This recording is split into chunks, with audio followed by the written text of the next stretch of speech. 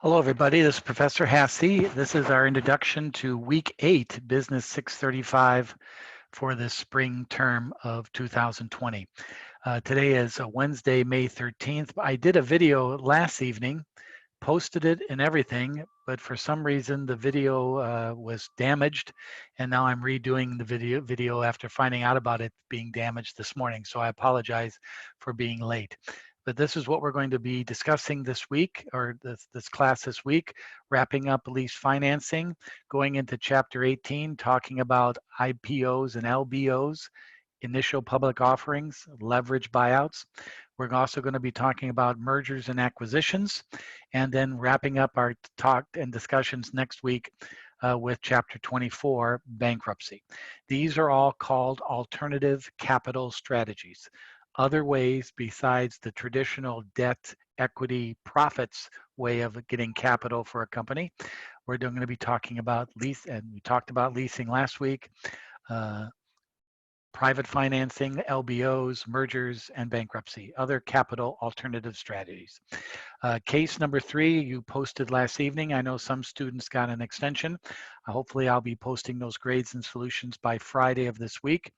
And case number 4 will be posted this week, but it is not due until Sunday, May 24th.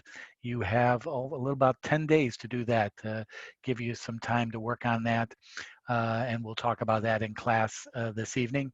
And then so we'll have some time set aside to talk about the electrics case and how that is going for you in your work in the class. But before we do anything else on our introduction video, let's take a look at a video explaining mergers and acquisitions.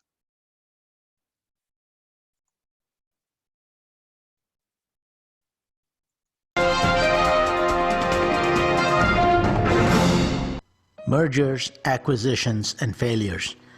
Last year has seen a lot of mergers and acquisitions, around $2.4 trillion. To get an idea of how much money this is, if you stack up $2.4 trillion in $100 bills, it'll stretch from Washington, D.C. to Denver.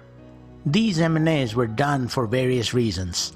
1. Tax avoidance in the U.S. 2. Crushing the competition. And 3. Complementing capabilities to grow. Let's talk about the third reason. The merger itself is a business decision, but what needs to follow is a plan on the mechanics of how the merger will happen.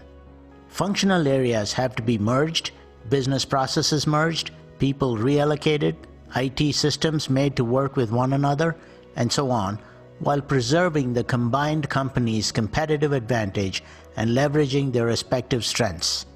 This is tough. According to an HBR study, failure rates of mergers and acquisitions is around 80%. In 2008, Bank of America was forced to rescue Merrill Lynch for $44 billion, but that was painful at best, with long-lasting implications, including the CEO of Bank of America at the time, Ken Lewis, losing his job. The cultural clash was one of the main problems. In 2004, Commerce One, a high-flying internet company, filed for bankruptcy after an acquisition failure. The company had many applications running on different platforms and technologies. Customers wanted to integrate across these applications, so Commerce One acquired a platform company. However, the integration with the platform was difficult to accomplish, leading to the company's demise. How you want to integrate the two businesses depends on your intent. To improve your current business's effectiveness, you could dissolve the acquired company and fold its resources into the main business.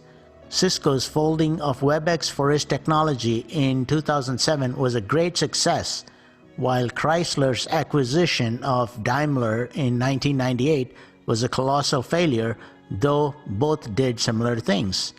Why? At the time of acquisition, Chrysler's whole system was modular and could be reconfigured pretty quickly. Daimler's system, however, was monolithic. Integrating the two was too difficult at multiple levels: people, process, technology, and culture. Leaders need to use models as a basis to understand the impacts and implications of mergers and how to design the new organization. Models can help answer questions like, what are the critical areas of focus?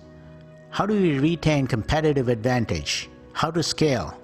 How to identify the need for new capabilities, etc.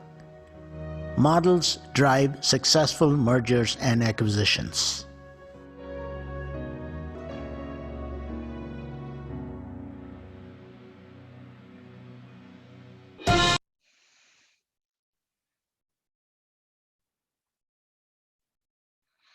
Okay, as you can see, mergers and acquisition can be quite complicated, but quite interesting to follow and to track, and we'll be talking about that.